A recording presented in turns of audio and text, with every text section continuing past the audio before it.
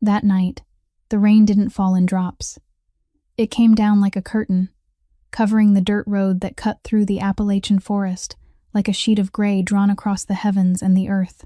The old sedan shuddered over every pothole, its headlights casting out two weak beams that were swallowed by the wall of water after only a few yards. Ruth Alder sat behind the wheel, both hands gripping so tightly that her knuckles had gone white, her eyes fixed on the rearview mirror more often than on the road ahead. Every time the headlights of another car flared behind them, her heart clenched, and she had to remind herself to breathe. In the back seat, Josiah sat curled close to the door, his thin arms wrapped tightly around Phoebe as she slept soundly in his lap. The little girl's head rested against her brother's chest, one hand still clutching her worn old teddy bear named Mr. Buttons, as though even in sleep, the instinct of a 4-year-old child still knew that it was the only familiar thing she had left. There was no music in the car, no voices, only the steady scrape of the windshield wipers across the glass, the low groan of the engine, and the restrained breathing of a mother trying not to fall apart. There are nights when memory doesn't need to be summoned. It finds its own way back. And tonight, in the sound of rain and the weight of darkness, Ruth heard it again. Darren's voice carrying through the thin wall of that house in Virginia, heavy with liquor, sharp as broken glass, the sound of a bottle slammed down on a table, the crash of a chair falling over, the heavy footsteps moving toward the children's bedroom. Ruth had rushed out and thrown herself in front of the door, her back pressed against the wooden frame, both arms spread wide as though her slight body could become a wall. Behind her, Phoebe screamed in terror, and Josiah, a 7-year-old boy standing in the corner of the room, had opened his mouth, trying to shout, trying to call out, trying to say anything at all, but no sound came. It was as though fear had closed its hand around his throat and dragged every word down into some deep place he could no longer reach. From that night on, Josiah stopped speaking, not because he couldn't, but because he had learned, in the cruelest way a 7-year-old child can learn, that words don't protect anyone. Ruth blinked. The memory dissolved, but its bitter aftertaste still lingered on her tongue. She looked again into the rearview mirror, this time not to search for headlights, but to look at her children.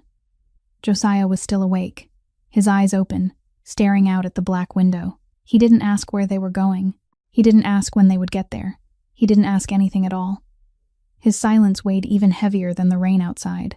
The car turned around a bend, and the headlights swept across a rusted metal sign by the roadside. Harlan Creek, population 2,300. The letters were blurred behind the rain, but Ruth could still read them. She pressed the brake gently, and the car slowed, then came to a full stop at the shoulder. Her hand slipped away from the wheel, and at once, her whole body began to shake. Not from the cold, but because for the first time after 4 hours of driving through the night, she had allowed herself to stop. She lowered her head onto the steering wheel, her shoulders trembling faintly, tears running down her face without a sound. She didn't dare cry out loud. She never had. Then a small voice rose from the back seat. "Mama, are we at our new home yet?" Phoebe. The little girl was awake now, her eyes still heavy with sleep, her arms still wrapped around Mr. Buttons, her voice drowsy but full of trust, as though any place where her mother stopped must be home. Ruth lifted her head, wiped her eyes with the back of her hand, then turned to look at her daughter. She tried to smile, though her lips were still trembling. "Yes, baby, we're here." Phoebe nodded, closed her eyes, and leaned back against Josiah's chest, as though her mother's answer was enough, as though the world outside the car, with its rain and darkness and strange dirt road, didn't exist at all. Ruth looked out at the sign one more time. Harlan Creek. She knew nothing about this place. She knew no one, had no plan, had nothing except a bag of clothes, $300 in her wallet, and her 2 children in the back seat. But Harlan Creek had one thing that Virginia no longer did, and that was distance. And tonight, distance was all she needed. On that first morning in Harlan Creek, Ruth woke before dawn in the car parked along the roadside, her neck stiff, her back aching, and realized that $300 wasn't going to carry her much farther. She spent the whole morning walking along the town's main street, Phoebe in her arms, Josiah trailing behind, until she found a trailer for rent on the southern edge of town. It was small and old, with a rusted tin roof, a heating system that worked only in fits and starts and rattled every time it came on, and a crack across the kitchen window that ran long and thin like a scar. But it had a door, and the door had a lock. Ruth stood in front of that trailer for a long time, looking at it, then paid the first month's rent with nearly half of what remained in her wallet. That night, while the children slept on the only narrow bed, Ruth sat with her back against the door, listening to the Appalachian wind whistling through the seams of the metal roof, and for the first time in many months, she locked a door without having to fear the person on the inside. On the third day, she found work. Holler's Diner sat on the main street, a small restaurant lit by dull yellow lamps, with the smell of coffee mixed with frying grease clinging to every wooden wall. The owner was a woman named Dottie, somewhere in her 60s, with silver hair twisted into a high knot and an apron marked with grease stains. She looked Ruth up and down and asked only 2 questions. "Can you carry plates? And when can you start?" She didn't ask where Ruth had come from. She didn't ask why she had come. She didn't ask about the fading bruise on her wrist or the sleepless eyes of the young woman standing before her. In Harlan Creek, Ruth would soon learn, people didn't ask much, not because they didn't care, but because in a place like this, everyone carried something they didn't want to explain. Josiah started school at the town's elementary school in the 2nd week. He sat at the back of the classroom near the window, not looking at the blackboard, not looking at the teacher, not looking at the other children. He only drew, with a clumsily sharpened pencil on sheets of graph paper. Josiah drew the same thing again and again, small houses with low roofs and shuttered windows. No people, no trees, no sun, only houses sealed tight at every entrance, as though something inside was being hidden, something that wasn't allowed to escape. The teacher called Ruth in after 2 weeks, her voice gentle but careful. "Josiah doesn't have a language problem, ma'am. He learns very well. He understands everything. He simply chooses not to speak." Ruth nodded, thanked her, and left. On the walk back to the trailer, she held Josiah's hand, and the boy squeezed back harder than usual. That was how he told his mother that he was still there. Phoebe was the exact opposite. She talked to anyone willing to listen, and to plenty of people who weren't. She asked Miss Dottie why her hair was white. She asked the mailman why he walked instead of driving. She asked the stray cat in the parking lot why it didn't have a home. Wherever she went, she carried Mr. Buttons with her. The old worn teddy bear faded along one ear, with a slightly lopsided belly from uneven stuffing, and shiny black plastic eyes gazing out at the world with that false innocence only old toys seem to have. In the quiet air of Harlan Creek, Phoebe's innocence was like a small candle someone had forgotten to snuff out in a dark room, not bright enough to illuminate everything, but bright enough to remind people that light still existed. Ruth worked the afternoon and evening shifts at Holler's Diner, 6 days a week. She learned the rhythm of the place quickly, who drank black coffee with no sugar, who ordered fried corn cakes every Friday, who sat in which corner and didn't want to be disturbed. She also learned the rhythm of the town. Harlan Creek wasn't loud. People spoke in low voices, greeted one another more with their eyes than with words, and there were certain names that were spoken in a particular way, not louder, but softer. One evening, 2 middle-aged men sat at a table near the counter, their voices murmuring over glasses of beer. Ruth wasn't trying to listen, but she caught one name repeated again and again in their conversation. Sheridan. They didn't explain who that name belonged to. They didn't need to. The way they lowered their voices when they said it told her everything. The following afternoon, while Ruth was wiping down a table beside the front window, she looked out onto the main street and saw a woman walking along the sidewalk on the opposite side. Her silver hair was cut short and neat, a sheriff's hat set firmly on her head, her back straight, her stride steady, neither hurried nor slow. She stopped to greet the grocer with a nod, patted the shoulder of a teenage boy sitting out on the porch, then kept walking. No one moved out of her way. No one lowered their head. People looked at her with something Ruth had rarely seen in Harlan Creek, respect untouched by fear. Miss Dottie carried a tray past her, glanced in the same direction, then said simply, "Sheriff Turnbow. She's the only person here everybody respects." Ruth didn't ask anything more, but she remembered that face, remembered that straight-backed walk.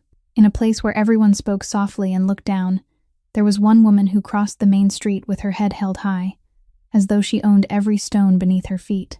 Ruth didn't yet know why, but she felt that one day, that was a face she would need to remember. At the top of the hill east of Harlan Creek, where the narrow dirt road wound between 2 rows of old oak trees and ended before an iron gate that was never locked but that no one dared cross without permission, there stood a 2-story wooden house. It wasn't lavish. There were no archways, No ornate wrought iron fences like the estates of old money families in the East. It was simple, solid, and set apart, built of dark oak, with a low roof and a wide porch that looked down over the entire town below. From that porch, a person could see the church roof, the creek running along the edge of the woods, the yellow lights of Holler's Diner flickering through the evening mist. The house didn't need to stand taller than Harlan Creek. It only needed to stand above Harlan Creek. And that alone said everything about the man who lived inside it. That night, Wade Sheridan sat in the study on the first floor, the desk lamp casting a pool of warm light over the wooden surface but illuminating only half his face. High cheekbones, a hard jawline, and a thin scar running from the corner of his left eyebrow to his temple, catching the light like a silver thread whenever it touched it. He was 33 years old, but Wade's gray-blue eyes held the weariness of a man who had lived too many lives inside a single one. On his left wrist, an old steel watch rested in silence, its face slightly scratched, its band worn smooth with time, yet still keeping steady time. He never took it off. Not when he slept, not when he washed his hands, not even when his fingers had to do things that watch should never have been forced to witness. It was the only thing he had left of his mother, and Wade wore it not because he remembered, but because he was afraid of forgetting. A knock sounded at the door, 2 short raps, and then the door opened without waiting for an invitation. Earl Combs stepped inside, 62 years old, broad-shouldered though beginning to stoop, his thinning salt and pepper hair sparse above a face, lined by a lifetime spent beneath the Appalachian sky and under the shadow of the Sheridan family. Earl owned Combs Crossing, the local bar, and he was Wade's oldest and most loyal right hand, as well as the only man in Harlan Creek who could walk into Wade's study without needing to knock a second time. He pulled out the chair across from the desk, set a glass of whiskey down in front of him without drinking it, then looked at Wade with the eyes of a man who had seen too much to be surprised by anything anymore. "Turnbow's asking about those transactions at the Route 7 gas station from a few weeks back," Earl said, his voice low and dry as rotting wood. "She isn't letting it go." Wade didn't look up. He was studying a stack of papers on the desk, his fingers turning each page slowly, as though every sheet were a playing card, and he was counting how many moves he still had left. "She never does," Wade replied, his voice calm, not out of contempt, but out of habit. Sheriff Gwen Turnbow and Wade Sheridan existed side by side in Harlan Creek like the creek and the rock along its bank, one always moving, the other always still, and both of them understood that as long as neither crossed the line, this town would remain standing. Earl was silent for a moment, turning the whiskey glass in his hand, though his eyes lifted to the wall behind Wade, where an old black and white photograph hung. It showed a tall man standing in front of a coal mine, sharp-eyed, mouth set tight. Randall Sheridan, Wade's father, the boss who had built this empire out of abandoned coal tunnels, turning them into places to hide dirty money, then growing it into a network of loan sharking, gambling, and money laundering that stretched across 3 counties. Randall had ruled through force and fear, until the federal agents came and dragged him out of this hilltop house in handcuffs. He died in prison 4 years later, never once calling home to his son. "Your father built this with blood," Earl said slowly, his voice not accusing so much as tired. "You keep it standing with silence. But silence has its limits, Wade." Wade didn't answer. He knew Earl was right. He also knew that he despised everything Randall had left behind. Despised the name Sheridan when it was whispered in fear. Despised the underground empire he now sat on top of. But he didn't know who he was without it. Like the watch on his wrist, he held on to it not because he wanted to, but because he feared the emptiness that would come if he let it go. Beneath the desk, a heavy shape shifted and let out a sigh. Brutus, the Neapolitan Mastiff, lay curled on the old rug, nearly 150 pounds of muscle and bone beneath a short coat the color of dull lead. The dog's face sagged with deep folds, as though he carried the sorrow of the whole world in his skin. His dark brown eyes steady, neither sad nor cheerful, simply there, quiet and patient. 8 years old for a dog of his breed, Brutus moved slowly now, breathed heavily, and slept more than he once had. But every evening he lay in this exact place, at Wade's feet, his head turned toward the door, as though even when his body had grown tired, his instinct to guard still wouldn't allow him to turn his back on the outside world.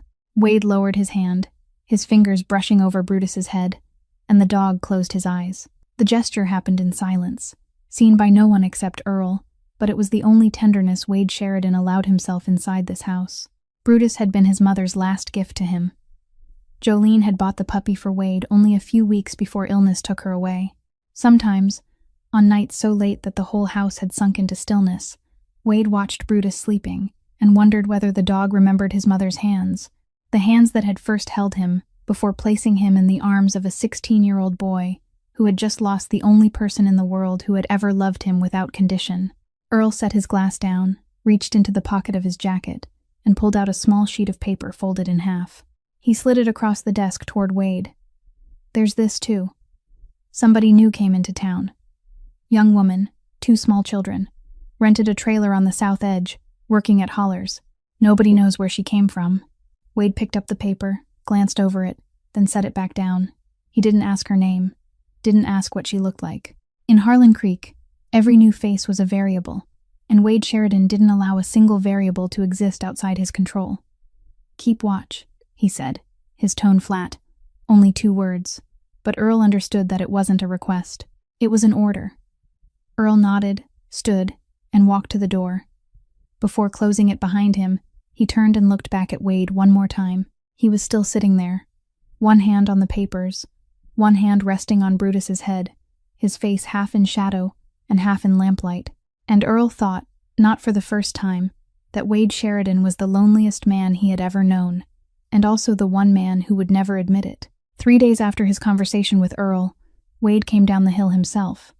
Not because he didn't trust his men, but because there were things he needed to see with his own eyes before he could decide whether they were worth worrying about. He arrived at Holler's Diner at nearly 9 o'clock that evening, when the crowd had thinned and the dull yellow light inside spilled onto the sidewalk in tired streaks. Wade pushed the door open, chose the corner table against the back wall, the place where he could see the entire diner without anyone getting a clear look at his face. He ordered black coffee, no sugar, no cream, his voice low and just loud enough to be heard. 2 men at the middle table glanced up when they realized who had just walked in, then lowered their eyes at once, as though looking at Wade Sheridan for too long was a privilege they didn't possess.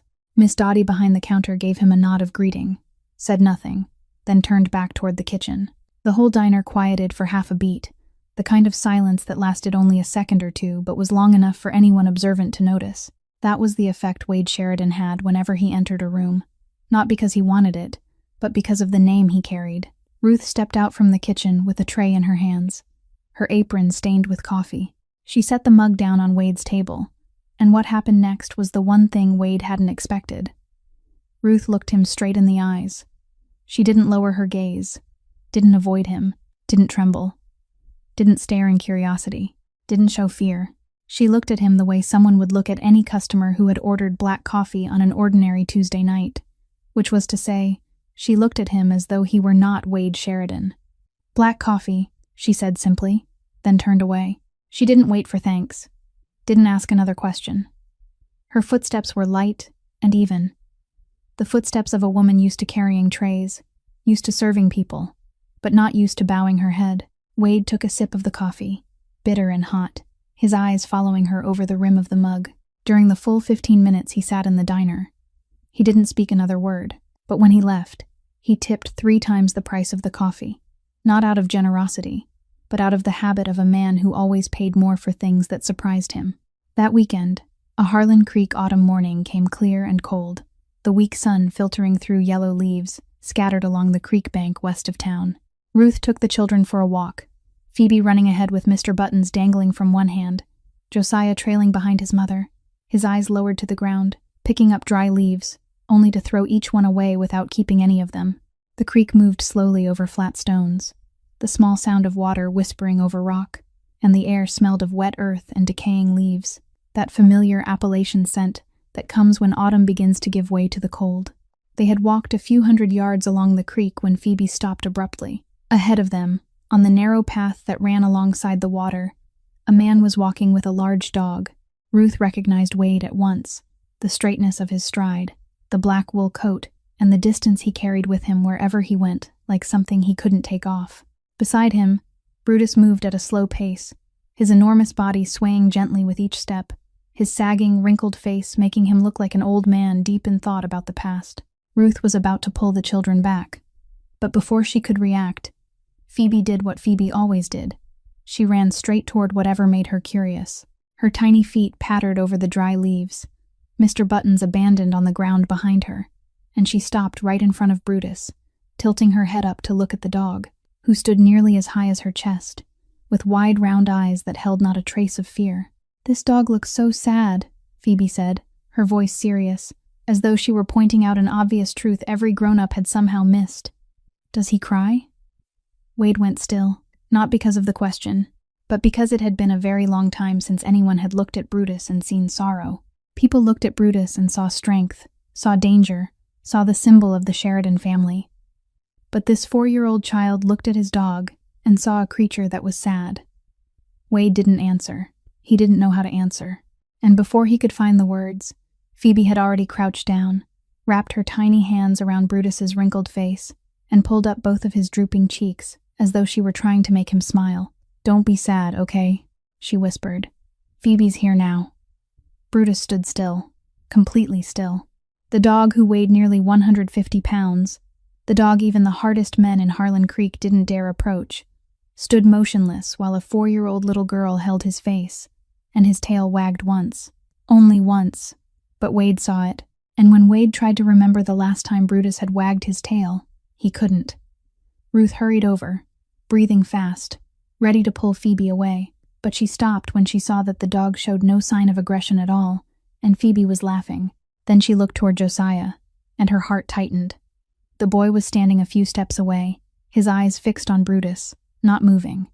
Not because he was afraid, but because of something else, something that looked like recognition, as though he were looking at the dog and seeing a creature as silent as he was, as heavy with something unnamed as he was, carrying something that couldn't be spoken aloud. Then Brutus did something Wade had not commanded. The dog moved away from Phoebe on his own, walked slowly toward Josiah, each heavy step pressing into the wet leaves, and sat down beside the boy. He didn't bark, didn't whine. He only sat there, as though he knew this child didn't need noise. He needed presence. Josiah stood there for a long time, staring down at the enormous dog sitting by his feet. Then he reached out a trembling hand, his small fingers touching the top of Brutus's head. The dog closed his eyes. Josiah didn't speak, but Ruth, standing a few steps away with her hand over her mouth, saw the thing she had been waiting for in despair for months. Her son's eyes were no longer empty. For the first time since that night in Virginia, something lit inside them, small, fragile, like a candle in the wind. But it was there. Ruth turned to Wade, her voice soft but sincere. "Thank you. He's such a gentle dog." Wade nodded, one short nod, without a smile, without another word. He called Brutus, and the dog rose reluctantly. Then the two of them, one man and one dog, walked along the creek bank in the opposite direction. But after 10 steps, Wade did something he rarely did. He looked back. Not at Ruth, but at the boy. Josiah was still standing there, one hand hanging at his side, his eyes following Brutus until the dog's shape disappeared around the bend. And Wade found himself wondering, not with logic but with something deeper. When was the last time anyone had watched him walk away and truly wanted him to stay? After that morning by the creek, Wade didn't seek Ruth out again. He didn't stop by Holler's Diner, didn't walk along the creek on the weekends, didn't do anything that might create a thread between himself and that woman, but he began doing other things, things with no name, no trace, things no one knew about except Earl and a few people in the network he trusted enough to give orders to without explanation. First came her shifts. Through Earl, Wade arranged for Miss Dottie to move Ruth from the late night shift to the earlier afternoon shift, ending before 8 o'clock, early enough for her to get home before darkness covered the road from the diner back to the trailer. Miss Dottie didn't ask why Earl suggested it, because in Harlan Creek, when Earl Combs suggested something, people understood that Wade Sheridan stood behind it, and people didn't ask Wade Sheridan why. Next came the heating system. One afternoon while Ruth was at work and the children were at school, 2 repairmen came to the trailer, replaced the old heater with a new one, fixed the crack in the kitchen window, and left without an invoice, without a name. When Ruth came home that evening and turned on the heat, warmth spread through the trailer steadily, without rattling, without faltering. She stood in the middle of the room, her hand resting on the new heater, looking around as though searching for a note, an explanation, but there was nothing. At last, Wade moved the three of them into a small cabin near the northern edge of town, where the main road leading out of Harlan Creek began just beyond the lane, close enough for Ruth to get to work, far enough to be removed from the crowded part of town, and private enough that no one would happen past it without a reason. The cabin had been prepaid for 3 months through the name of a shell company Earl managed. Ruth received the key from the landlord, a quiet old woman, and when she asked who had paid, the woman only shook her head. "All I know is the money showed up in the account."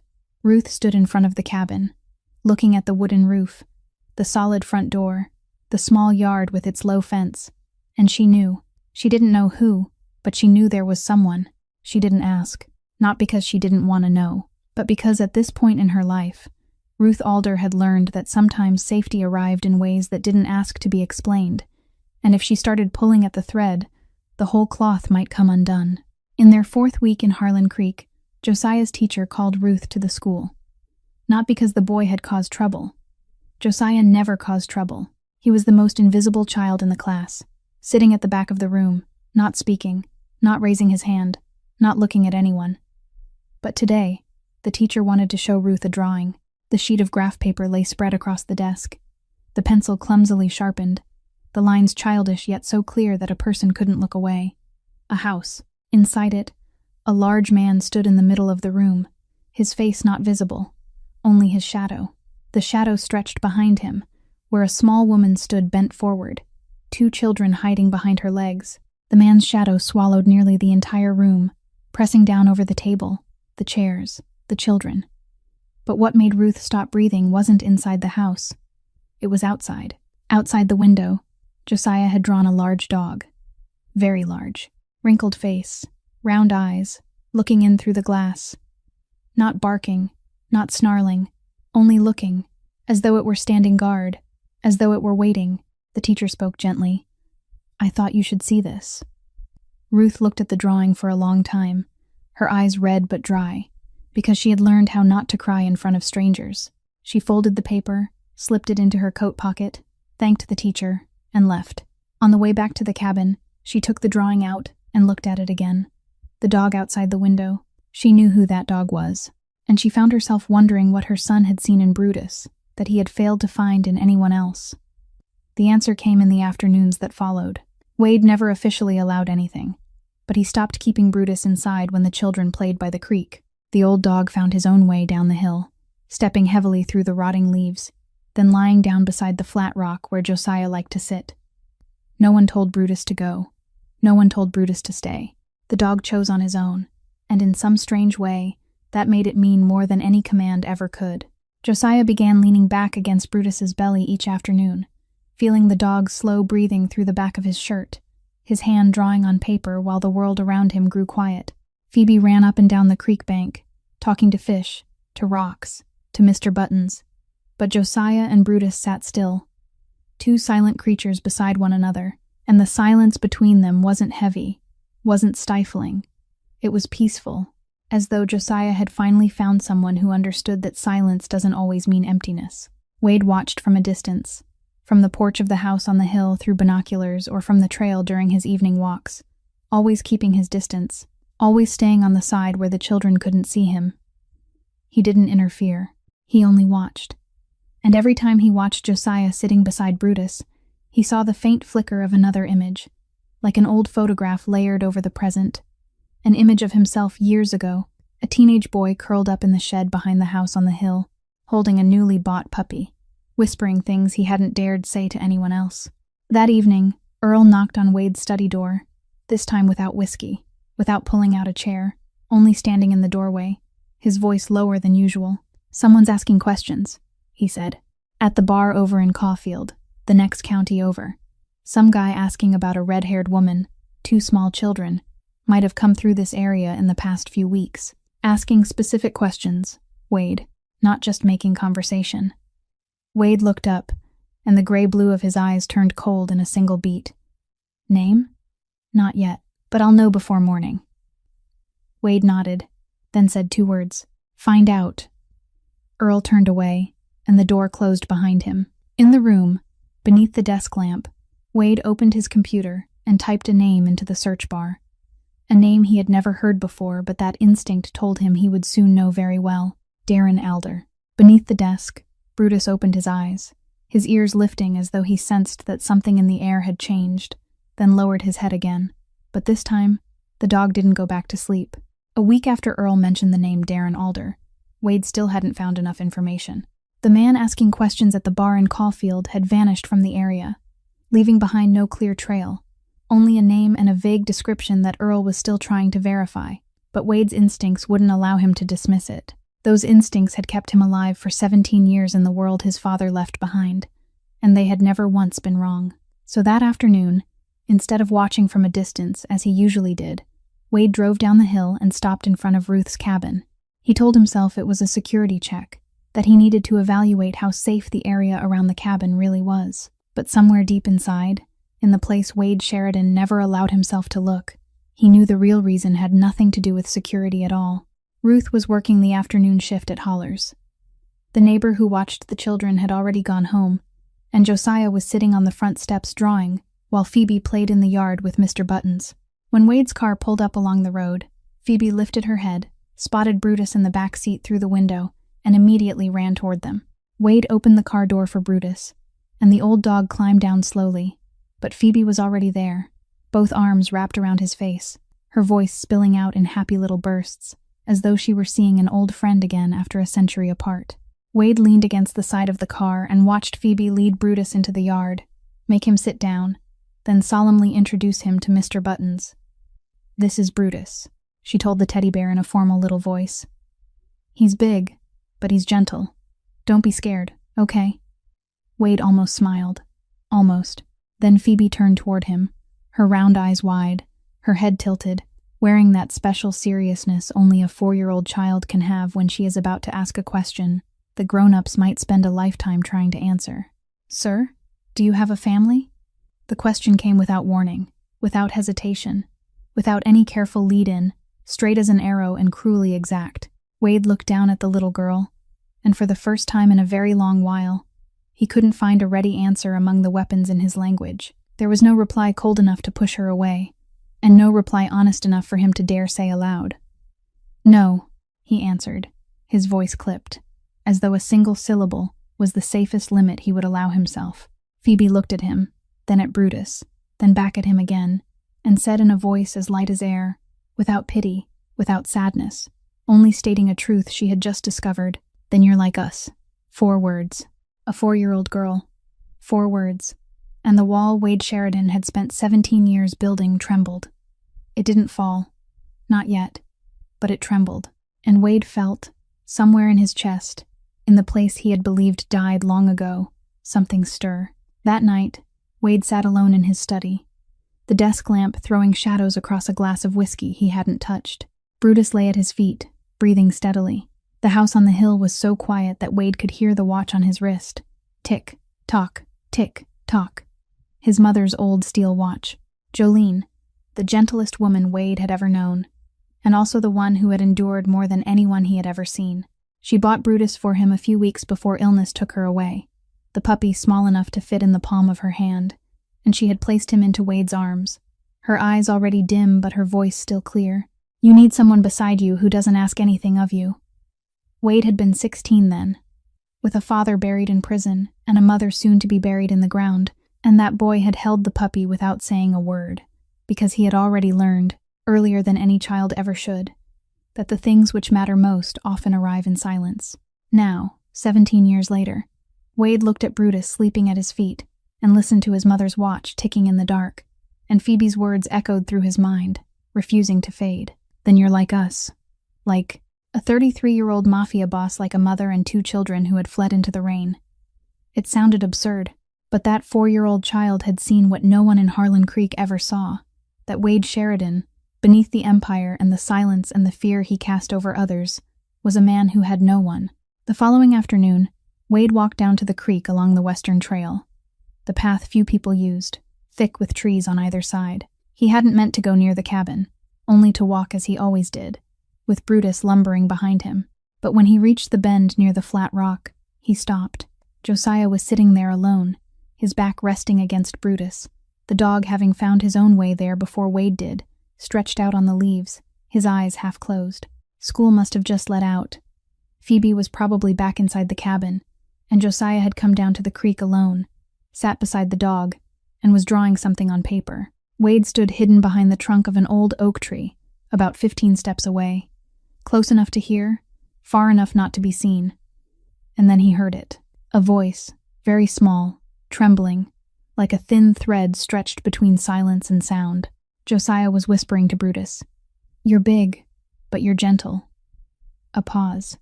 The sound of a leaf falling onto the surface of the creek. Then again, "You don't yell at anybody, right?" Wade stood completely still, not breathing. This was the first time the boy had spoken after months of silence. Not to his mother, not to his teacher, not to his little sister, but to the dog, to Brutus, to the only creature in the world Josiah trusted to listen without judgment, to stay without leaving, to be big without causing pain. Wade clenched his hand until the knuckles turned white, and memory came flooding back without permission. A 14-year-old boy sitting in the shed behind this house, his face bruised, his arms wrapped around a puppy, whispering into its ear the things he couldn't say to anyone else, because the one person who should have protected him was the very person he needed protection from. Wade closed his eyes, leaned back against the oak, and let the memory pass through him and go. When he opened them again, Josiah was still there, one hand drawing, his back against Brutus, and the dog was still lying quietly, his eyes closed, his tail resting lightly across the boy's leg like a promise that never needed to be spoken aloud. Wade turned away and started back toward the hill, and he didn't look back once. But on the walk home, he realized his hand was still clenched, and his eyes were wet, and he didn't know whether he was holding on that tightly because of anger or because of something far softer than anger and far more painful. Earl brought the information back before morning, just as he had promised. But what he laid on Wade's desk wasn't a sheet of paper. It was a bomb. Darren Alder, 32 years old, a mechanic from the outskirts of Richmond, Virginia, an alcoholic, a record for disorderly conduct, and most important of all, a major debtor inside the very loan sharking network Wade Sheridan ran across 3 counties. The debt wasn't small. It was enough to force Darren to sell his house and still fail to pay it off, enough that Wade's collectors had put his name on the red list 6 months earlier. And Ruth Alder, the auburn-haired woman carrying coffee at Holler's Diner, the young mother Wade had quietly moved into a safer cabin, was the ex-wife of that debtor. Wade read through everything Earl had left for him, then sat in silence for a very long time. He wasn't surprised. In his world, everything was connected by a wire somewhere. Everyone belonged to some network, and coincidence didn't exist. What kept him quiet wasn't the information itself. It was what that information demanded he do. According to the old rules, the unwritten law Randall Sheridan had carved into the bones of this empire, when a debtor ran, you hunted him down, and if you couldn't find him, you used his family as leverage. Ruth was Darren's ex-wife. The 2 children were Darren's children. If Wade wanted the debt collected, all he had to do was let Earl contact Darren, tell him where his ex-wife and children were, and in return Darren would either pay or work off the debt. Simple, cold, efficient, exactly the way his father had taught. Not with words, but by example. By those nights Wade heard his mother crying through the wall and understood that in Randall's world, people were only tools. Wade poured whiskey into a glass, lifted it, but didn't drink. He watched the amber liquor shimmer beneath the desk lamp, then set the glass back down. His left hand turned the old watch on his wrist, feeling the scratched crystal against his skin. And his mother's voice rose in his mind. Not as memory, but almost as something real, almost as though she were sitting somewhere in the dark of this room, looking at him with tired eyes and repeating the words she had spoken on the last night before she went into the hospital. "Don't become your father." Wade closed his eyes. Behind the darkness, he saw Phoebe holding Brutus's face, heard her little voice again. "Then you're like us," he saw Josiah whispering to his dog, his voice trembling like a thin thread. He saw Ruth looking him straight in the eye at Holler's Diner, not lowering her gaze, not afraid, not pleading. And for the first time in 17 years of holding this empire together, he asked himself which he would choose, the old law or his conscience. If he used Ruth as leverage, he would keep the empire, keep the power, keep the fear Harlan Creek attached to the Sheridan name. But he would lose the thing Phoebe had just found in him, the thing Josiah had just found in Brutus, the thing even he himself hadn't yet dared name, though he knew it was there. He would become Randall, and the watch on his wrist would become a lie. But Ruth didn't know any of that. Ruth only knew that in recent weeks, life in Harlan Creek had become easier in ways she couldn't explain. The shifts were better. The cabin was warmer. The children had a safe place to play by the creek, and that giant dog appeared every afternoon like an unspoken promise. She didn't know who stood behind it, but she had begun allowing herself to believe that maybe, in this place, she and the children might finally be left in peace. She allowed Josiah to stay with Brutus longer, allowed Phoebe to chatter with Wade during the moments he happened to pass by, allowed herself, if only a little, to lower the defenses she had built over 4 years of living with Darren. She began sleeping without checking the door lock 3 times, began looking out the window at night without searching for someone's shadow beyond the fence, began to breathe. Then, one night, everything shattered. Ruth was cleaning the diner after closing. Holler's empty, except for the yellow light and the smell of cold coffee. She passed the back door leading to the narrow corridor by the kitchen and heard Earl Combs speaking to someone on the phone just outside the rear entrance. Earl's voice was low and hurried. Clearly, he had no idea she was nearby. She wasn't trying to listen. But 2 words cut through the thin door and lodged in her ear like nails. Darren Alder. Then came more. That debt has to be collected. Wade knows now. Ruth stood there with a dishcloth in her hand, her whole body turning to ice. Darren. Debt. Wade knows. 3 scattered pieces snapped together in her mind with dizzying speed, and the picture that formed was cruelly clear. Darren owed Wade money. Wade knew Ruth was Darren's ex-wife. The cabin, the work schedule, the heating system, none of it was kindness. It was calculation. She was a game piece. The children were game pieces, and that big, gentle dog, the dog Josiah had only just begun to trust, was nothing more than part of a game she had never been invited to sit down and play. Ruth set the dishcloth down on the counter, her hand trembling but her face gone cold. She took off her apron, folded it neatly, and laid it across the chair. Then she walked out the front door without looking back.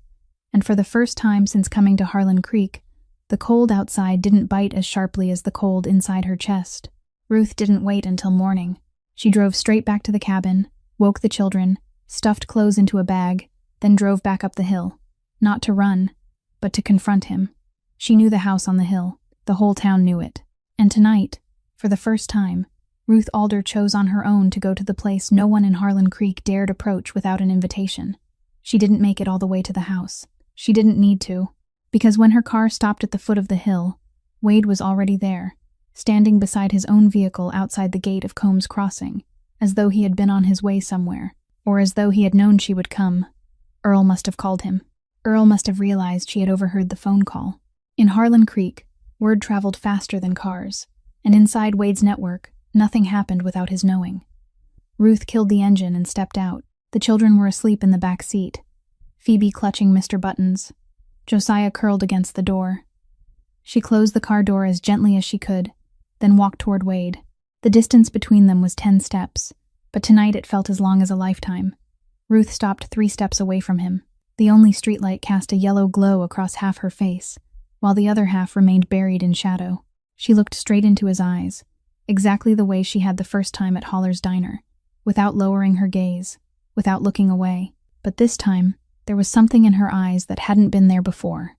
Hurt. "You knew, Darren," she said, her voice shaking, but each word sharp as a newly honed blade. It wasn't a question, it was a statement. You knew he owed you money. You knew who he was. You knew who I was. From the start. Wade stood still. The night wind of Appalachia moved through the space between them, carrying the smell of damp earth and rotting leaves. He looked at Ruth, and what made her angrier than his silence was his eyes. They weren't cold. They weren't guarded. They looked like the eyes of a man who had just been caught doing the right thing and had no idea how to prove it. And Ruth hated that, because she had seen eyes like that before. In Darren, every time he said he was sorry the next morning, and she had believed him. For 4 years she had believed him, until she learned that eyes like that were the most dangerous weapon of all. "Is that why you got close to the children?" Ruth asked, her voice lower now, more unsteady, but no less strong. "Is that why you fixed the heater, moved us to the cabin, let your dog stay with them, to keep us here, to use us to collect Darren's debt?" Wade opened his mouth, then closed it again. He could have explained. He could have said that, in the beginning, yes, he had people watch them because it was habit. because every variable in Harlan Creek had to remain within his control. But he also could have said that everything had changed, that he no longer saw Ruth as a debtor's ex-wife, that he looked at Josiah and saw himself, that Phoebe had spoken a sentence no one else in this world would ever dare say to him.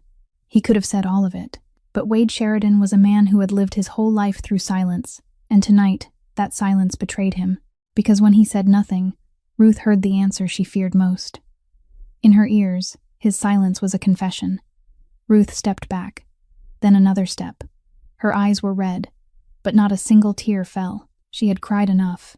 She had cried for Darren, cried for 4 lost years, cried over the steering wheel on the night she came to Harlan Creek. She had no tears left for another man. "I thought this place was different," she said, her voice so soft the wind nearly carried it away. "I thought this time was different." Then she turned, walked back to the car, opened the door, climbed in, and started the engine. The old car shuddered to life. The headlights swept across Wade's face for a brief second. Then it drove down the hill, the red glow of the taillights growing smaller and smaller, until they vanished beyond the bend, and the darkness swallowed them whole. Wade stood there. Rain began to fall. Not hard rain, only fine droplets. That kind of drifting Appalachian rain that comes down after dark and clings to hair, to coats, to skin. Cold, but not enough to make anyone seek shelter. Wade didn't seek shelter.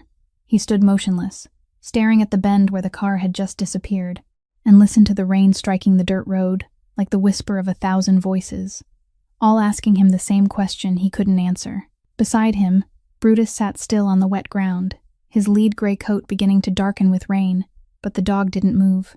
He sat there, looking up at Wade with those steady dark brown eyes, not judging, not questioning, only staying, just as his mother had said. Someone beside you who doesn't ask anything. Wade drove back to the house on the hill. He stepped inside without turning on a light, went straight to the sitting room, and lowered himself into the chair beside the fireplace.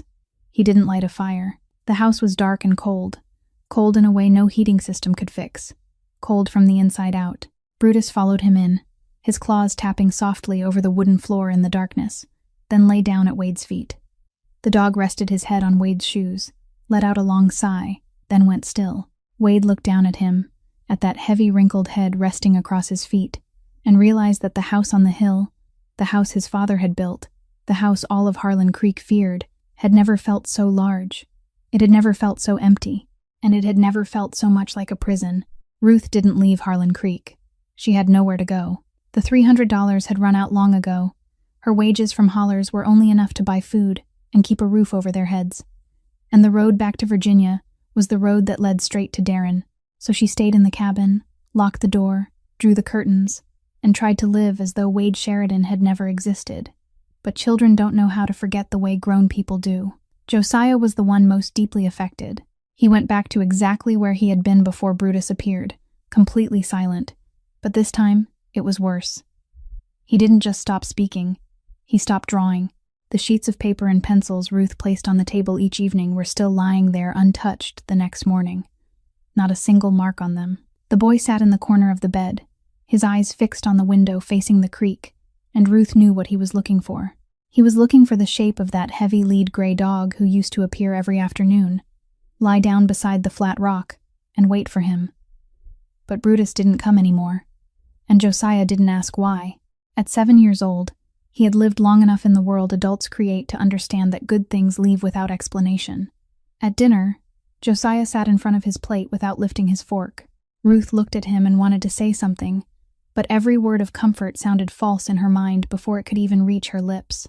Phoebe sat beside him holding Mr. Buttons, looking back and forth between her mother and her brother with those wide, round eyes trying to understand something no 4-year-old should ever have to understand. "Mama," Phoebe said softly, "why don't we go see the big dog anymore? Josiah misses him." Ruth pulled her daughter into her arms, held her tightly, buried her face in Phoebe's reddish-brown curls, and didn't answer. Because the real answer was something she couldn't say to a 4-year-old child. Because the real answer was, "I don't know who can be trusted anymore, baby." 5 days after the night Ruth confronted Wade, Darren Alder came to Harlan Creek.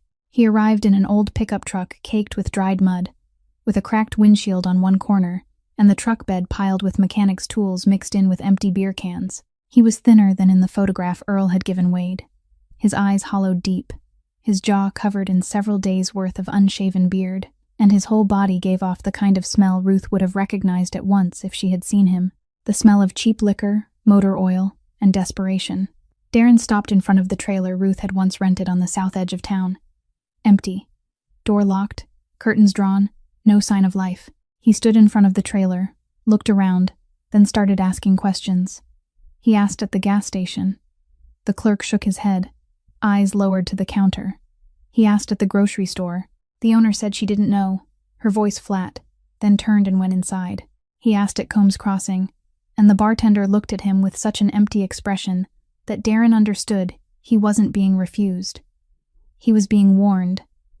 No one in Harlan Creek talked, not because they cared about Ruth.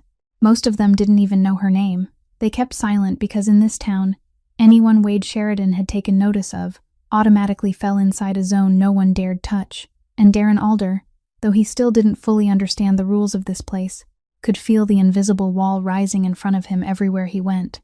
But Darren wasn't the kind of man who gave up easily.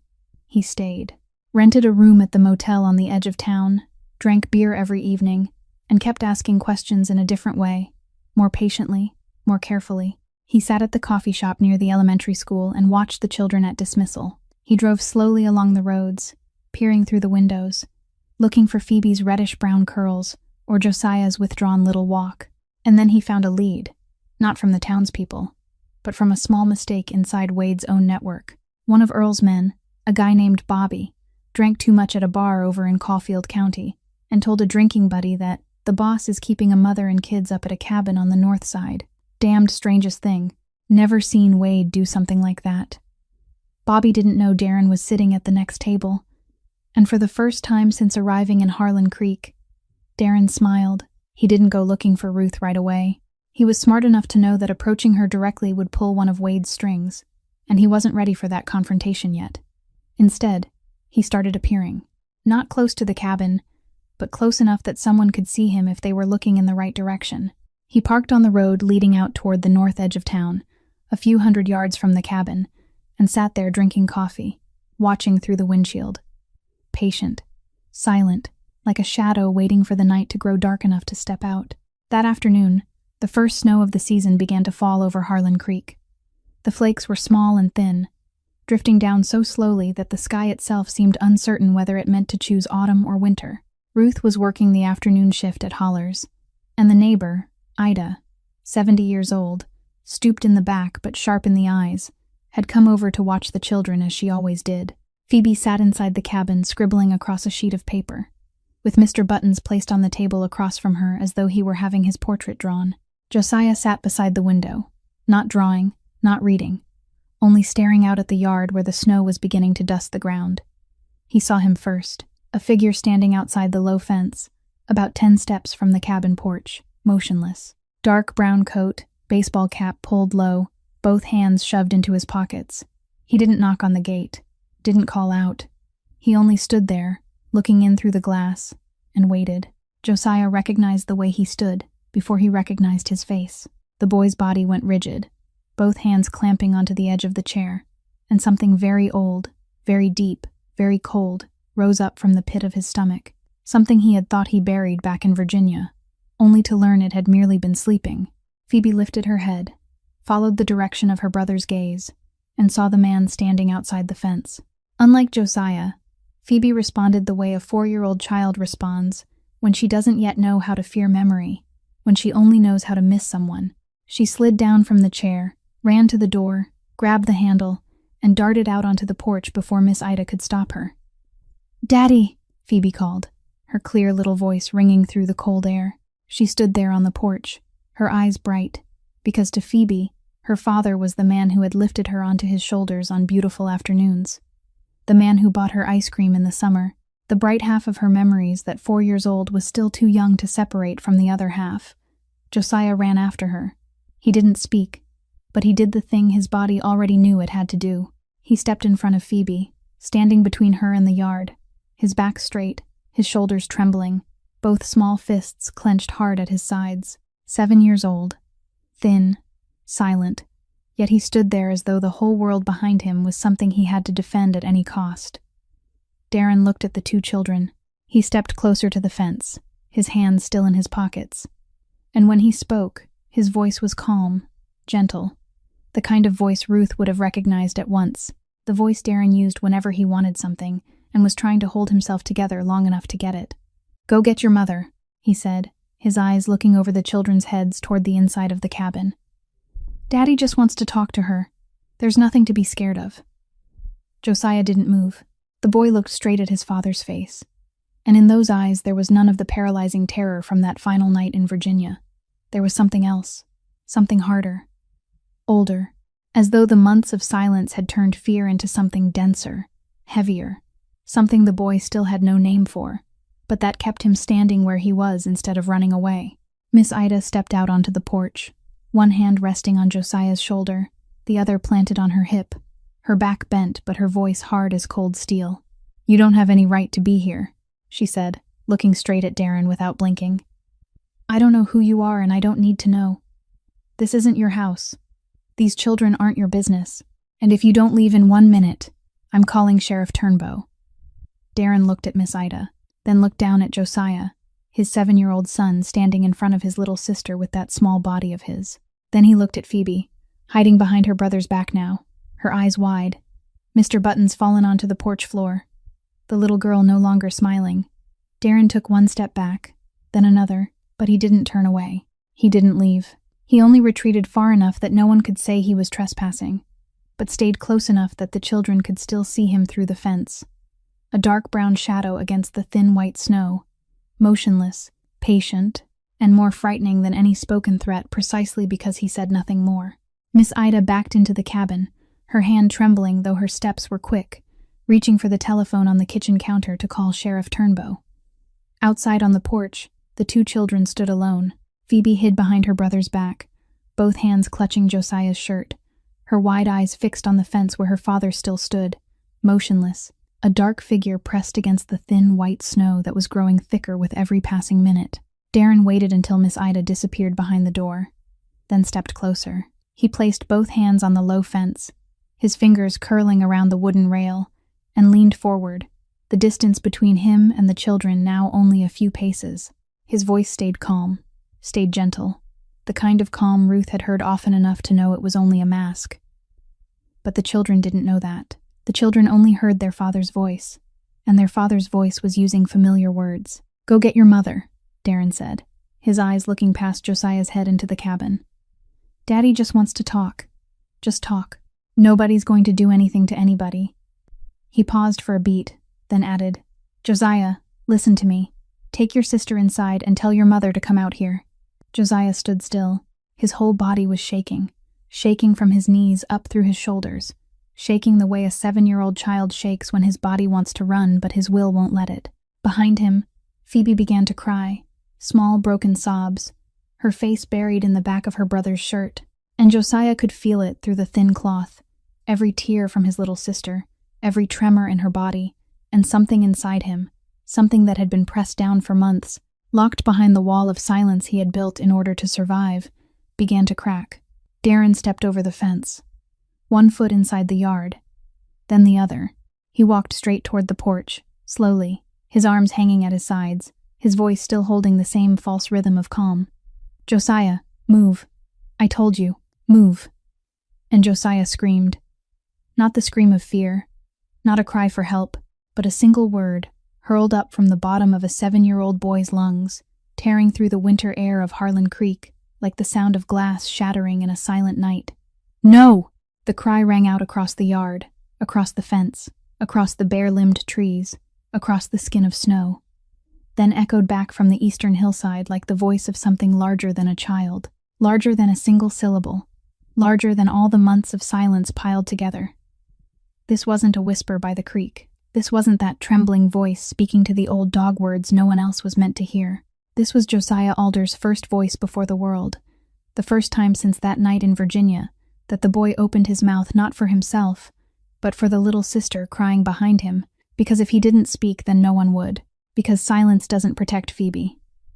Darren stopped. His foot froze in the middle of his step, not because of the scream of a 7-year-old child, because the screams of children had never stopped Darren Alder. He stopped because of what was coming around the back corner of the cabin, slowly, heavily, each step pressing deep into the snow and leaving paw prints as large as plates. Brutus emerged. No one knew when the dog had arrived, by what path, or why he was here when Ruth had cut every tie to Wade. But Brutus was here, nearly 150 pounds, his lead gray coat speckled with snow, his wrinkled face hanging low, his dark brown eyes wide open, not growling, not baring his teeth, only stepping out from the darkness behind the cabin and moving straight toward Darren with the slow authority of a creature that knew exactly what it was doing. Brutus didn't hurry. The old dog crossed the yard with the steady pace of a creature that didn't need to run because it already knew its presence was enough. He walked past the porch, past Josiah and Phoebe, then stopped between the children and Darren, 3 steps away from him. No growl, no bared teeth, no attack posture. Brutus simply stood there, nearly 150 pounds of bone and muscle beneath that lead gray coat, all 4 legs planted firmly in the snow, head slightly lowered, dark brown eyes fixed on Darren without blinking. There was no savagery in those eyes. There was something worse than savagery. Certainty. Absolute certainty that no one was going past the place where he stood. Darren looked at the dog. He recognized the breed, Neapolitan Mastiff, and he recognized the faint scar on the dog's left ear, the dog he had heard mentioned while lingering for answers in a bar over in Caulfield. Wade Sheridan's dog, the living symbol of the family he owed a debt too old and too deep for him ever to pay off. Darren was reckless, but he wasn't stupid. He understood that the dog standing in front of him wasn't just a dog. It was a message. It said Wade Sheridan knew he was here. It said the mother and 2 children in this cabin were inside a circle of protection he wasn't strong enough to breach. And it said, in the language Darren Alder understood all too well, that if he took one more step forward, he wouldn't be facing the dog. He would be facing the dog's owner. Darren stepped back. 1 step, 2, 3. Over the fence, out to the road, toward the pickup parked on the other side. He didn't say a word. Didn't look at the children. He only turned his back and walked away, his steps faster than when he had arrived, though his spine stayed straight, trying to preserve a calm that both he and the snow beneath his boots knew was false. The sound of the pickup engine started, then faded, then vanished beyond the bend. But Darren didn't leave Harlan Creek. He only pulled back far enough to wait for another chance. Brutus stayed where he was until the sound of the truck disappeared completely. Then the old dog turned, walked slowly back toward the porch, and lay down right beneath the steps, his head facing the gate, his eyes still open, standing guard, as though he had done this his whole life. Josiah was the first to go to him. The boy stepped down from the porch, knelt in the snow, and wrapped his arms around the dog's neck. Those small hands encircling the wrinkled gray fur, his face buried in the heavy folds at the back of Brutus's neck. The boy was trembling, his whole body trembling so hard that his shoulders jerked with it. But he didn't cry, because Josiah had forgotten how to cry, the way he had forgotten how to speak. He only held on, held tight, as though the dog were the only thing in this world large enough to keep him from falling apart. Phoebe sat down beside them, one hand holding one of Brutus's ears, her eyes still wet but no longer crying, and said in a small but very clear voice, "Mr. Brutus is so good. Mr. Brutus is so brave." The dog lay still, his heavy breathing warming the cold air in little clouds, his tail resting across Josiah's leg, his eyes half closed. He didn't need praise. He only needed to be here. Wade arrived 15 minutes later. Miss Ida called Earl called Wade, and Wade drove down the hill at a speed his car had never known on that narrow dirt road. He stepped into the yard, and the first sight that met his eyes made him stop in the middle of his stride. Josiah clinging to Brutus, his face buried in the gray fur, his whole body still shaking. Phoebe sitting beside them, holding the dog's ear, whispering words of comfort that only a 4-year-old child would know how to say. And Wade saw, not the children, but himself. A 14-year-old boy holding a puppy in a dark shed, trembling, silent, desperate, waiting for someone to come and say everything would be all right. But no one came. Wade clenched his hand until the knuckles turned white, his jaw tightening. Not out of fear, out of fury, out of something deeper than fury, something closer to a vow than an emotion, something he had never allowed himself to feel because it required him to care, and caring, in Wade Sheridan's world, was a fatal weakness. Ruth arrived 20 minutes after Wade, Miss Dottie driving her back from Hollers. She ran into the yard, her shoes sliding on the snow, and dropped to her knees to gather both children into her arms. Josiah let go of Brutus and buried his face in his mother's shoulder, and Ruth held him, held Phoebe, held them so tightly it was as though everything would disappear if she let go. She was shaking, her whole body shaking, but her eyes were dry, and when she lifted her head to look at Wade standing by the fence, there was no anger left in her gaze, no suspicion, only the naked fear of a mother who had just come within inches of losing the most important thing in her life. That night, Ruth locked the cabin door twice, drew the curtains over every window, checked the latch on the back door, then brought both children into her bed. Josiah lay against the wall, his eyes open, staring at the ceiling. Phoebe lay in the middle, clutching Mr. Buttons, her eyes still swollen from crying. Ruth lay on the outside edge, her back toward the bedroom door, as though, even in sleep, her body still arranged itself into a shield between the children and the world beyond. The cabin was quiet.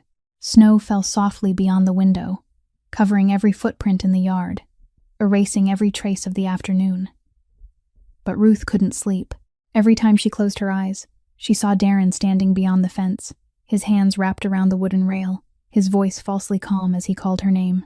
"Mama," Phoebe whispered in the dark, her voice drowsy but awake. "Is Daddy looking for us?" Ruth turned toward her daughter, pulled the blanket up over her shoulders, and kissed her lightly on the forehead. "Mama's here," she said, her voice steadier than what she actually felt. "No one's going to touch you. Go to sleep."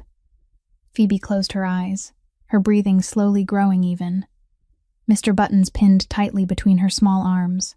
Ruth looked at the teddy bear, its shiny black plastic eyes glimmering beneath the thin strip of hallway light slipping through the crack in the door, and for the first time, she looked at it differently. Josiah didn't sleep. He lay still until his mother's breathing and his sister's breathing both settled into a steady rhythm, then quietly sat up and slipped out from under the blanket, without making a sound. The boy climbed down from the bed, took a pencil and a sheet of paper from the kitchen table, sat on the floor beneath the weak glow of the nightlight, and began to draw. He drew Mr. Buttons, more clearly, more precisely than anything he had drawn before, as though tonight, after that scream had torn through the silence, his hand had also been released from something that had once held it captive. The teddy bear appeared on the page, both ears, the round plastic eyes, the plump belly. And inside the bear's belly, Josiah drew a small rectangle. Not decoration, not imagination. He drew exactly what he had seen his father hide inside Mr. Buttons on that last night in Virginia, before Darren got drunk, before the shouting, before everything broke apart. Josiah remembered. He had always remembered. He simply had no way to say it, until now. The next morning, Ruth woke and found Josiah asleep on the kitchen floor, his head resting on his arm, the drawing lying right beside him. She picked up the page, and the blood in her body turned cold. Mr. Buttons. A rectangle inside the belly. She stared at the drawing for a long time, and the memory came back not like water, but like a blow. Darren had always forbidden her to touch Mr. Buttons. Always. She had once thought it was because he loved their daughter, because it was a gift he had bought for Phoebe, because he wanted to keep it clean. But Darren Alder wasn't the kind of man who cared about a child's toy. He never had been. Every time Ruth tried to wash Mr. Buttons or mend the tear in one ear, Darren would snatch it from her hands, his voice sharp and cold. "Don't touch it." She had thought it was control, the kind of control he imposed on everything in the house, from money to meals to the clothes she wore. But no, Darren forbade her from touching Mr. Buttons, because there was something inside it he didn't want anyone to know about. Ruth set the drawing down. She looked over at Phoebe, still asleep, Mr. Buttons tucked in her arms, the bear's belly bulging from uneven stuffing. Or maybe not stuffing at all. Her hand trembled as she gently slipped Mr. Buttons from Phoebe's grasp, careful not to wake her. She carried the bear to the kitchen table, took a small pair of scissors, and began to unpick the seam running along its belly. One stitch at a time, gently, patiently, like diffusing a bomb she didn't know would explode or not. The stuffing spilled out, white, soft, harmless. Then her fingers touched something hard, small, rectangular. Wrapped in an old piece of cloth, she pulled it out. A portable hard drive, small enough to fit in half her palm, black, light. Yet when Ruth held it in her hand, It felt heavier than anything she had ever held in her life. She didn't know what was on it, but she knew, with the cold certainty of a woman who had spent 4 years living with Darren Alder, that this was why he had come to Harlan Creek. Not because of her, not because of the children, but because of this. Ruth sat motionless at the kitchen table, the hard drive in her hand, her eyes fixed on the window where the snow was still falling, and for the first time since she fled, she understood that she wasn't only running from an ex-husband. She was carrying something someone would do absolutely anything to get back. Ruth arrived at the house on the hill at nearly 10 o'clock that night. She didn't call ahead, didn't notify Earl. She drove the old car up the narrow dirt road that cut through 2 rows of bare oak trees, the children asleep in the back seat, Phoebe clutching the teddy bear whose belly had been cut open and sewn back shut with clumsy stitches. Josiah curled against the door. She stopped at the gate, carried each child inside when Wade opened the door, and didn't say a single word until both children were lying still on the sitting room sofa, blankets pulled up to their chins, with Brutus making his own way over to lie at the foot of the sofa as though that were the place the dog had been waiting for all these days. Once the children were asleep, Ruth placed the hard drive on Wade's desk. The soft sound of metal touching wood echoed through the silent room. She stood across from him, her dark brown eyes meeting his directly, not trembling, not afraid, but no longer angry either. She looked like someone who had walked all the way through fear and come out the other side, to the place where only truth and choice remained. "This is what Darren wants," she said, her voice calm as the surface of water at night. "I don't know what's on it, but I know it has something to do with you. He hid it inside my daughter's teddy bear, and he came here to get it back." She paused for a beat, then added, each word as heavy as stone, "I'm giving it to you because I trust you to use it the right way. Don't make me regret that."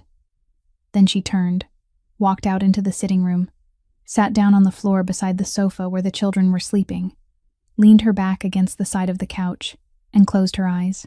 Not because she trusted Wade completely, but because she had no other choice left. And sometimes, trust isn't certainty. Sometimes it's simply accepting that you have already done everything you can. Wade remained alone in the study. He plugged the drive into his computer, and over the next 15 minutes, the world he had spent 17 years building unfolded in front of him in the form of numbers, names, and dates. Every money laundering transaction through the Route 7 gas station, every transfer routed through shell companies, every name tied to it, from Earl Combs to men even Wade didn't like to think about. Darren Alder, back when he had worked as a mechanic for one of Wade's gas stations in the neighboring county, had copied the entire set of records he stumbled across while repairing the station's computer system. He kept it as a last card in his hand, hidden inside his daughter's teddy bear, the one place no one would think to look. And when he ended up owing Wade money he couldn't pay, he decided to use it as leverage. The hard drive was no bigger than half a hand, but inside it was enough evidence to drag Wade Sheridan and his entire empire over the edge. The ultimatum came the next morning. Through an intermediary, a call from an unknown number reached Earl's phone. Darren demanded Ruth and the children, along with the hard drive, or a copy would be sent to the FBI within 72 hours. Earl passed the message to Wade, his voice low and tired. "He's got a copy, Wade. He's not bluffing." Wade sat motionless behind the desk, the phone set down in front of him, his eyes fixed on nothing. A dead game. If he handed Ruth and the children over to Darren, Darren would disappear with the drive, his empire would remain safe, and the 3 of them would be sent back into the hell they had escaped. If he kept them there and refused, Darren would send the evidence to the FBI, and Wade would lose everything: his freedom, his wealth, his empire, the Sheridan name. There was no third move, no path out where both sides came away whole. Wade stood, then walked out into the sitting room. The children were still asleep on the sofa. Phoebe lay curled on her side, her arms wrapped around the repaired Mr. Buttons, her face peaceful. Josiah lay on his back, one hand hanging down, his fingertips resting on the top of Brutus's head, where the old dog lay on the floor below. Brutus breathed steadily, eyes closed, his head resting across Josiah's leg, loyal even in sleep. Ruth sat leaning against the sofa, her eyes closed, but Wade knew she wasn't asleep, because her fingers were still resting on Phoebe's back, guarding even in exhaustion. Wade stood there, looking at the 4 lives before him, 3 human beings and 1 old dog, and he understood with a cold clarity that this wasn't a test of power. It wasn't a test of intelligence or strategy or the nerve of a crime boss. This was a test of who he was as a man. And for the first time in 33 years, the answer didn't lie in the empire his father had left him. It lay here, in this room, under the weak light, where 2 children were sleeping beside the old dog his mother had bought him with the last love she had left to give. Wade called Sheriff Gwen Turnbow at 6 o'clock that morning. Not through Earl, not through an intermediary. He dialed the number himself, and when her voice came through on the other end, low and alert, as though she had been waiting for this call for a long time, Wade said 4 words: "I need to see you." They met at the sheriff's office an hour later. Wade placed the hard drive on her desk, along with a stack of papers he had printed the night before. A list of transactions, names, dates, amounts. He held nothing back, didn't remove his own name, didn't edit a thing. He gave Turnbow everything, intact, including the parts he knew would drag him down with it. Turnbow looked at the drive, looked at the papers, then looked at Wade. She showed no surprise. She was the kind of woman who didn't let emotion appear on her face until she decided it had earned the right. "You know what this means," she said, her voice even, not a question. Wade nodded. "I do. You know I can't protect you. I'm not asking you to." Turnbow studied him for another moment, then pulled the hard drive toward herself. "What about Darren Alder?" Wade handed her one more sheet of paper, listing the motel where Darren was staying, the pickup truck he was driving, and a record of what he had done in Harlan Creek over the past week, including his appearances near the cabin where Ruth and the children were living, and the violation of a no-contact order Ruth had never had the chance to file for. But one Turnbow could arrange. Wade gave her enough for Darren to be arrested, enough for Ruth and the children to be protected, and enough for himself to step into an investigation he knew he would never walk out of unchanged. By the time Wade left the sheriff's office, the morning had fully broken. Winter sunlight slanted through the bare trees, laying cold strips of light across the dirt road leading back up the hill. He drove home, stepped inside, and realized that everything looked exactly as it always had. Yet nothing was the same anymore. The house on the hill, the house his father had built, the house all of Harlan Creek feared, would soon no longer belong to him. The empire would fall. The money would be frozen. The Sheridan name would appear in court records instead of in frightened whispers. And Wade would stand before a judge, alone, without expensive lawyers, without a network to shield him, with nothing except himself and everything he had done for 17 years. That night, the last night before Turnbow would act, Wade sat out on the porch, no coat. The cold Appalachian wind moved through him, but he didn't go inside. Brutus lay beside him, that huge body pressed against the chair legs, his breath rising in small white clouds in the night air. Wade rested his hand on the dog's head, his fingers sliding through the thick folds across Brutus's brow, and the dog closed his eyes, leaning his head into Wade's palm with absolute trust, just as he had trusted him for 8 years, not once doubting, not once leaving. "My mother bought you for me so I wouldn't be alone," Wade said, his voice low, just loud enough for the dog in the darkness to hear. "But you taught me more than that. You taught me that loyalty isn't clinging, it's protecting, even when it means letting go." Brutus breathed steadily, his eyes still closed, and his tail wagged once, only once, brushing lightly against the chair leg before going still again. Wade didn't know whether the dog understood, but he believed he did. He needed to believe he did. A few hundred yards down the hill, in the small cabin on the north edge of town, Ruth stood by the window after putting the children to bed. She looked up at the hill, where the 2-story wooden house stood apart against the winter sky, a single yellow light glowing in one window. She didn't know what Wade was doing, didn't know he had called Turnbow, didn't know that by tomorrow everything would change, but she looked at that light, small and solitary in the winter night, and felt something she hadn't felt since leaving Virginia. She laid her hand against the cold glass, gazed at the light on the hill, and whispered 2 words she knew no one would hear, but that she needed to say anyway. "Thank you." Then she drew the curtain, turned off the light, and lay down beside the children. Outside, the snow began to fall more heavily, blanketing Harlan Creek in silence. And on the hill, Wade still sat on the porch, his hand resting on Brutus's head, looking out into the darkness, peaceful like a man who had finally set down the burden he had carried his whole life and, for the first time, understood how light his shoulders could feel. Sheriff Turnbow arrested Darren Alder at 7 o'clock the following morning, at the motel on the edge of town. He was sitting on the bed, Empty beer cans on the floor, the television on with the sound muted. When Turnbow stepped in with 2 deputies, Darren looked up, looked at the handcuffs, then looked back at the television and held his hands out in front of him, without saying a word. He didn't resist. He looked like a man who had known the ending for a long time but kept running until there was no road left. When the police car carrying Darren drove down the main street of Harlan Creek, no one stood outside to watch. No one whispered about it. The town went on with its morning as though nothing had happened, because here, people were used to looking away. But what happened next was something Harlan Creek couldn't look away from. The investigation expanded faster than Wade had expected. The federal government stepped in within 2 weeks after Turnbow sent the hard drive up the chain. Wade cooperated completely. He sat in the interrogation room across from 2 FBI agents and answered every question in an even voice, without circling around anything, without hiding, without bargaining. He gave names, transactions, details of the network, even the parts no one had asked about yet but that he knew would be asked if he didn't say them first.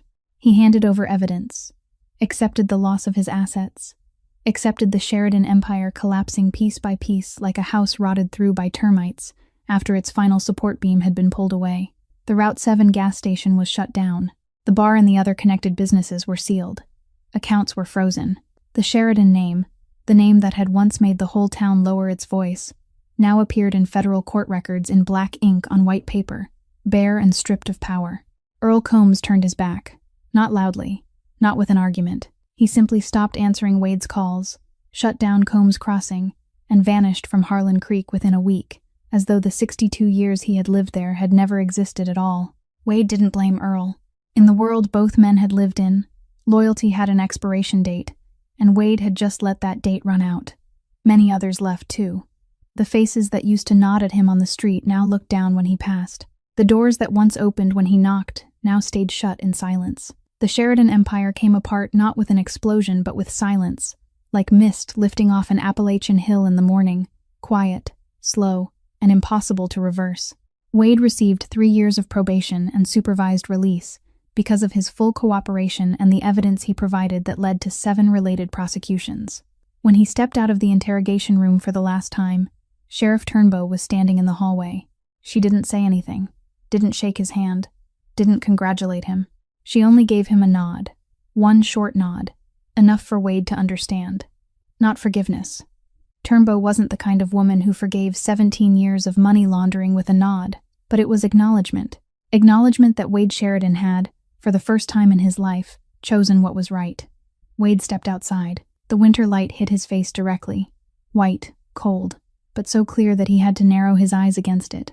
He stood on the steps of the sheriff's office and looked out over the main street of Harlan Creek, the street he had controlled from the shadows for 17 years, and for the first time he saw it through the eyes of a man passing through instead of a man who owned it.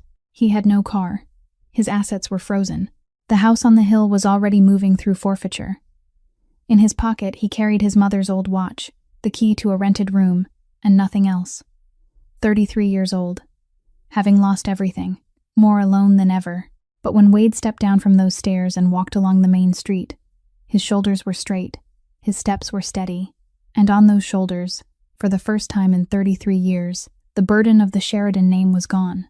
In the weeks after the empire collapsed, Wade moved into a small rented room on the west side of town, on the 2nd floor above a laundromat that had already closed down, with a low ceiling and a window that looked out over an empty parking lot. He brought exactly 2 things with him, his mother's watch and Brutus.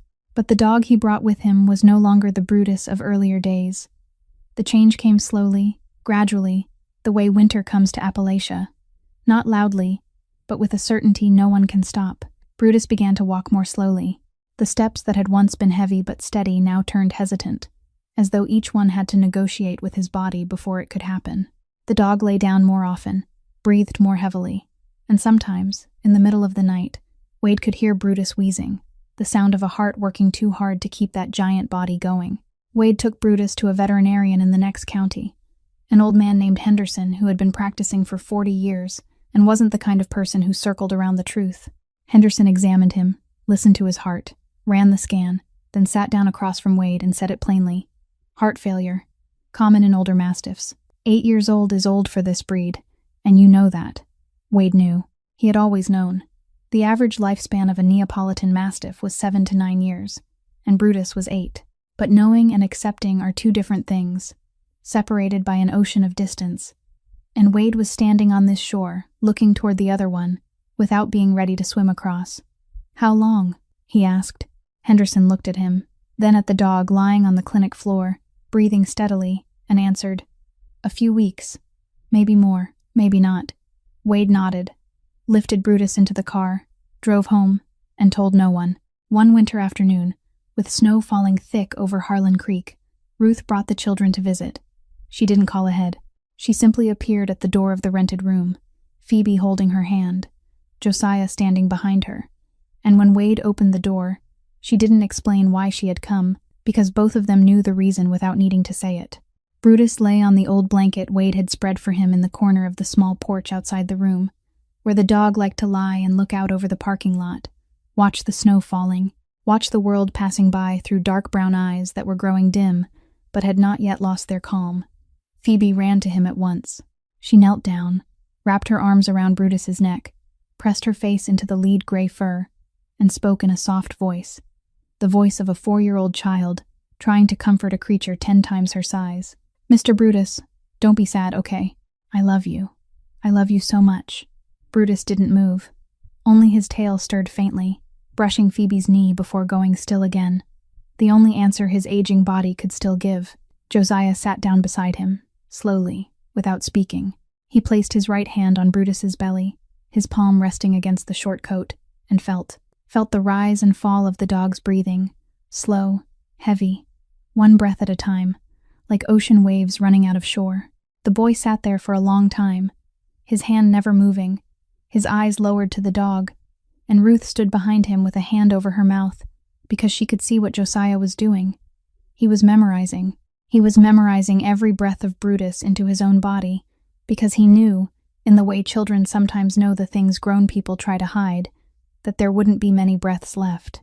Wade stood in the doorway, one shoulder resting against the wooden frame, looking out at the porch where 3 children, 2 human and 1 dog, sat together in the falling snow. His eyes were wet. He didn't look away. He didn't hide it, because at this point in his life, Wade Sheridan had nothing left to hide.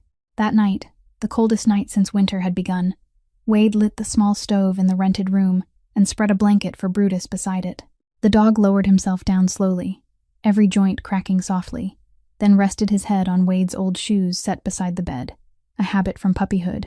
From the time he was small enough to fit in the palm of a hand, Brutus had always slept with his head resting on Wade's shoes, as though his owner's scent was the only lullaby he ever needed. 8 years.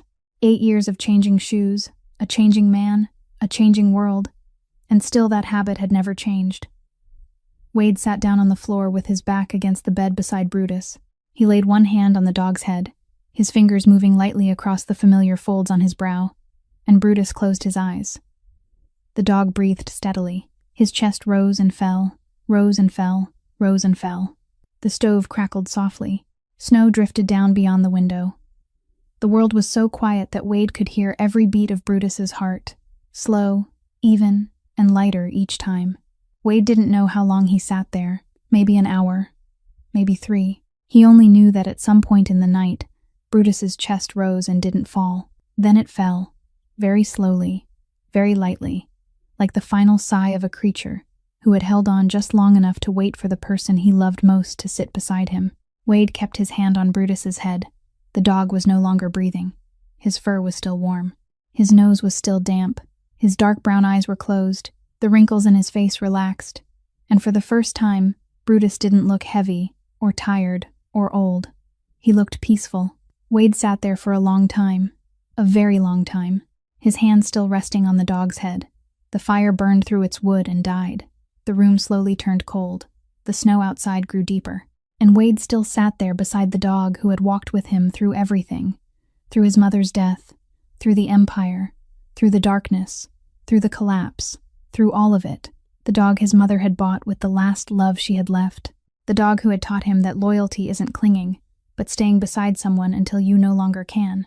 At last, Wade bent down, rested his forehead against the top of Brutus's head, and said, his voice rough, quiet, breaking, "Thank you for everything." The next morning, Wade wrapped Brutus in the blanket the dog had lain on through those final weeks, lifted him into the car, and drove up the hill. The 2-story wooden house no longer belonged to him. The forfeiture was already moving forward, but the hill behind the house, where the old oak stood alone at the summit looking down over the whole valley, didn't belong to anyone yet, and no one was asking for it. Wade laid Brutus on the snow beneath the oak, went back to the car for a shovel, and began to dig. The ground was frozen hard beneath the snow, each strike of the shovel like breaking stone, but Wade dug. He dug with bare hands inside the cold, dug until his knuckles split and bled, until his breath turned into thick white clouds in the morning air, until the grave was deep enough and wide enough for the dog his mother had bought with the last love she had left. He didn't call anyone to help. He didn't need anyone to help. This was his task, his alone, and Brutus's. Just as the last 8 years had always belonged only to the two of them, Wade didn't know when Ruth arrived. When he lifted his head, she was already standing there a few steps from the oak, Josiah on her left, Phoebe on her right. No one spoke. Ruth didn't ask whether he needed anything, didn't offer condolences. She simply stood there, holding both children's hands, the winter wind lifting her auburn hair, and looked at Wade with the expression of someone who understood that there are moments when words are not only unnecessary, but an insult. She came not because Wade needed her, but because she wanted him to know he didn't have to dig alone. Wade lowered Brutus into the grave gently, both hands supporting that familiar heavy head one last time before laying it down on the earth. The blanket was wrapped around the dog, leaving only the wrinkled face exposed, the face now softened in permanent sleep. Josiah stepped forward first.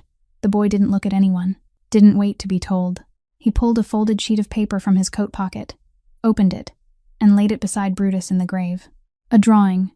Brutus lying beneath a tree, eyes closed, his tail resting across a child's leg. It wasn't a beautiful drawing. The pencil lines were still young, the paper wrinkled, but every stroke carried the weight of the child who had found his voice again because of this dog. Josiah looked down into the grave, his lips moving, and though no sound came out, Wade saw that the boy was whispering something meant only for Brutus to hear. Then Phoebe stepped forward. She was holding Mr. Buttons, the teddy bear whose belly had been cut open and sewn back together, old and worn, faded on one ear. She looked down at Brutus, looked back at Mr. Buttons, then knelt and placed the teddy bear right beside the dog's head, carefully tucking Mr. Buttons into the folds of Brutus's neck, as though she were setting a pillow in place for someone to sleep. "So he can hold him," Phoebe said, her voice small but clear. Not trembling, not crying, calm in the way. Only children can be calm in the presence of death, because they don't yet understand all its weight. "So he won't be lonely." Ruth's knees gave way. She dropped down behind her daughter and wrapped both arms around her, burying her face in Phoebe's hair, and tears ran down in silence. Tears not only for loss, but for the tenderness too vast to fit inside the tiny body of a 4-year-old child. Wade stood beside the grave, looking down at Brutus, at Josiah's drawing, at Mr. Buttons resting beside the dog's head, then lifted his eyes to Ruth and the children. Josiah stood straight, his eyes red but dry. Phoebe was held against her mother, one hand still touching the edge of the grave. Ruth lifted her head, her eyes wet, and looked back at him. And in that moment, between the snow and the wind and the old oak on the hill above Harlan Creek, Wade understood. Brutus had not died beside him by accident. The dog had lived long enough to complete one final purpose. The purpose Wade's mother had given him 17 years earlier when she placed that puppy into the hands of a lonely teenage boy. But that purpose had never been to protect Wade. It had been to lead him here, to this hill, to this oak, to the 3 people standing before him in the snow. 3 people who shared none of his blood, yet had given him the one thing only Brutus had been able to give him for 8 years. Presence without demand. Wade took up the shovel, lifted the first load of earth, and let it fall into the grave without turning his face away. 6 months later, spring returned to Appalachia. The snow melted off the hillsides, revealing damp brown earth, and the first green shoots pushing up through the layer of rotting leaves. The creek west of Harlan Creek began to run again after the long winter, clear water moving over the flat stones, its soft murmur carrying through the forest that was waking back to life. On the hills, wildflowers bloomed in white and violet, covering the slopes like a blanket someone had spread out after a long winter sleep. and the air carried the scent of wet soil mixed with pine wood, the kind of scent Wade Sheridan now breathed in every day, because now he worked inside it. Wade lived in a small one-room cabin on the west side of town, renting it with the wages he earned from Mr. Henderson's woodworking shop, not the veterinarian, but his brother, a quiet man who needed an extra pair of hands and didn't care who his worker had once been. Wade was learning to build tables, chairs, window frames. The hands that had once signed orders the whole of Harlan Creek feared now planed wood every morning, sawdust clinging to his sleeves, sweat darkening the back of his flannel shirt. He wasn't good at it, not yet, but he was learning, slowly, patiently, the same way Brutus had once taught him that presence doesn't need to be loud in order to matter. Ruth still worked at Holler's diner. Miss Dottie still asked little and paid enough. But something had changed in Ruth. Not a dramatic change, not the kind strangers would notice at once, but Miss Dottie noticed it, and the regular customers noticed it too. Ruth smiled more often. Not broad smiles, not loud laughter, just the corners of her mouth lifting more easily, her eyes less guarded, and sometimes, when the diner was quiet and the yellow lights were soft, she sang under her breath, along with the song playing on the kitchen radio. Every evening, near closing time, Wade stopped by the diner. He sat at the back corner table, ordered black coffee, no sugar, no cream, exactly the same as the first time he had walked into Holler's diner to assess the new woman. But now, it was entirely different. Because now, when Ruth brought the coffee out to him, she looked at him, and he looked back, and between those two glances there was something warmer than the coffee, lighter than speech, but steadier than any promise either of them had ever heard. They didn't rush. They had both lived too fast and hurt too deeply not to know that good things need to be left alone long enough to grow on their own. Josiah was speaking again. Not a lot. He was still the quietest child in the class, still sat at the back of the room, still drew more than he talked. But he answered when the teacher asked him something. He said thank you when Miss Dottie gave him an extra fried corn cake. He called his sister's name when Phoebe ran too far, and he was working on a new drawing, not the shuttered house from before. In the new drawing there was a hill, and the old oak at the top of it, and beneath the oak a large dog sleeping peacefully, wrinkled face, long tail, eyes closed. Beside the dog, Josiah had drawn 4 people, a tall man, a woman with long hair, a little boy, and a little girl. The 4 of them stood side by side, no one shielding anyone, no one hiding anyone, all of them facing the same direction. The teacher looked at the drawing and, for the first time, saw Josiah draw the sun. Phoebe no longer had Mr. Buttons. The old, worn teddy bear was lying beneath the oak on the hill, wrapped around Brutus's neck in that long sleep. But Phoebe had a new teddy bear, smaller, cleaner, bought with Wade's first paycheck from the woodworking shop, and she named him Mr. Buttons II. Every night, before going to sleep, Phoebe lay in bed holding Mr. Buttons II, and said in a little voice just loud enough to carry through the thin wall, "Good night, Mr. Brutus." Every night, never forgetting once, as though the old dog were still somewhere out there, on the hill, beneath the oak, listening. One late spring afternoon, Wade sat on the porch of the new cabin, looking out toward the eastern hills where the sun was sinking low, turning the tops of the newly green trees gold and orange. On the railing beside him, his mother's old watch rested motionless, its crystal scratched, its band worn, but still running. Tick, tock, tick, tock. The place where Brutus used to lie, right at the foot of the chair, to his right, with his head facing the door, was empty now. The old blanket was gone. The water bowl was gone. The heavy breathing every night was gone. But Wade sat there, and he didn't feel empty, because behind him, the cabin door opened, and Ruth stepped outside. She didn't say anything. She only laid a hand on his shoulder, gently, and left it there. A warm hand on the sawdust-dusted flannel of his shirt. Wade placed his own hand over hers, and the two of them looked out at the hills in silence. Inside the cabin, Phoebe's laughter rang out over something. Josiah's pencil moved in soft strokes across paper, and the little radio in the kitchen was playing a song no one could remember the name of, but the melody was gentle enough to hold up the afternoon. Wade closed his eyes, breathed in, and the air of spring in Appalachia filled his lungs, the scent of wet earth after rain, the smell of pine wood from the shop, the wildflowers on the hill, the cold coffee in Ruth's cup resting on the railing, the scent of beginning again, the scent of the place he finally, for the first time in 33 years, dared call home. The story ends here, but the journey doesn't. The journey from darkness to light, from loss to healing, from loneliness to belonging, always begins with a choice. The choice to trust when everything tells you not to. The choice to let go when everything tells you to hold on tighter. The choice to love when your heart thought it had forgotten how. If this story touched you, I'd love to hear that. Please leave a comment and share what you felt from the deepest place in your heart, because every comment you leave is the encouragement that helps us keep telling stories like this. How did this story make you feel? Which character moved you the most? Which moment made you stop and think? Please press the like button if this story touched you. Share this video with the people you love, the people who need to believe that life always offers a new beginning. And if you haven't subscribed to the channel yet, subscribe today so you can listen with us to more moving stories every day.